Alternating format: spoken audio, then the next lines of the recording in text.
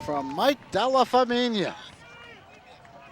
Well, I'll tell you, Santaski could not have been more open than he was. And it wasn't a bad throw. Thrown. Beautiful spiral. He took it in clean and walked in all alone. 32 yards. Della Famiglia also a quarterback, backing up Chris Nealon this year. Going for the two-point conversion again, but it's not going to work, as that was Moses Lima tackle. But in any case, with 2:28 to go here in the football game, Ashland is leading at 14-0. Outstanding gamble, I guess you'd have to say. Well, you know, you do something like that, it catches everybody by surprise. The long pitch, always a gamble on offense, because it can be fumbled, it can be mishandled. And when you're naked out here all by yourself, it can be picked up and run the other way. But Coach Deej has shown the ability this season to call the play that no one is expecting. I remember that 4th and 12 play against Weston where they hit Justin Carrot for the big gain on a 4th and 12. Here on a 3rd and 7 with 2.5 to go. He calls the halfback option, and Della Famiglia, a quarterback in his own right, if needed to back up Chris Nealon, fires a strike to Derek Santaski for the touchdown. Well, the last couple of games, Della Famiglia has been getting some action in these games regularly and, you know, consistently. And right, but never more than tonight. Well, you can sort of understand why, and certainly we expect to see more of him as the season wears on. So Britton kicks it off and again squibs it, and it goes by Davenport, and it's covered around the 33-yard line. I think Medway has it. And Medway will have it. I think that, you know, sort of the gentleman's agreement if two guys get to it. But very dangerous as Davenport got a hand up and touched the ball, which is, excuse me, that wasn't Davenport, it was Claffey, number 40.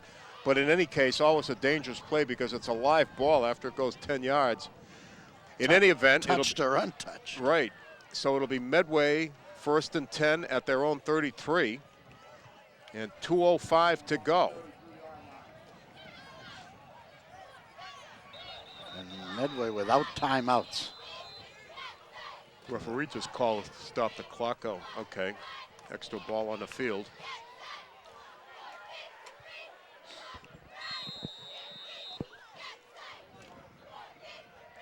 So Chapin out of the shotgun. Looking long. Steps up, the ball is loose, and it's going to be Ashland. It's going to be covered by blue.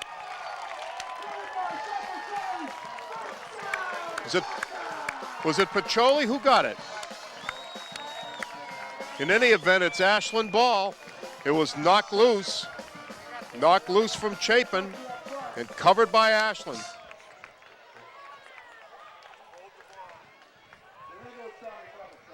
So a couple of knees, and this one's over.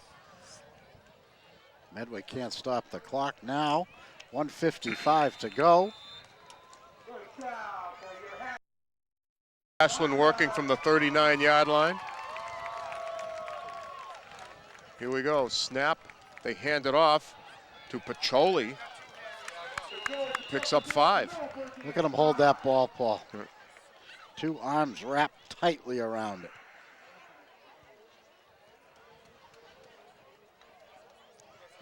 And a nice 4 or 5 yard pickup tonight. Well, I suppose they figured they couldn't ice the game with 3 knees with that much time left. So, but now we're down to 129. Yeah, you're up 14. You can afford to run a play.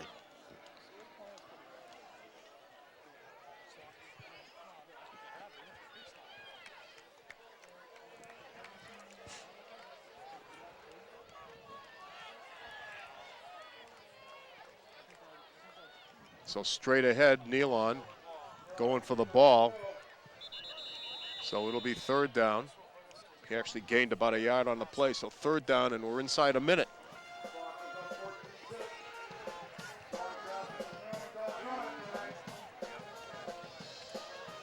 Well, the Clockers didn't complete many passes tonight, but 2 went for touchdowns. One from Nealon to Gutierrez, think that was about 17 yards. And a 31-yard strike on the halfback option from Della Famiglia to Derek Santaski. So 28 seconds. I can't remember another completion by Ashland tonight.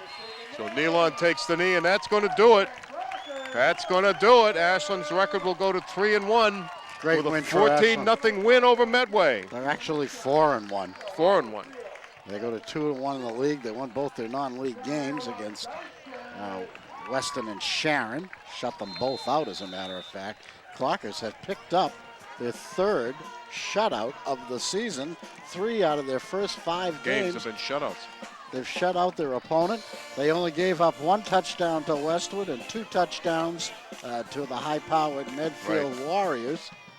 And the Ashland defense tonight completely outstanding, as they completely dominated the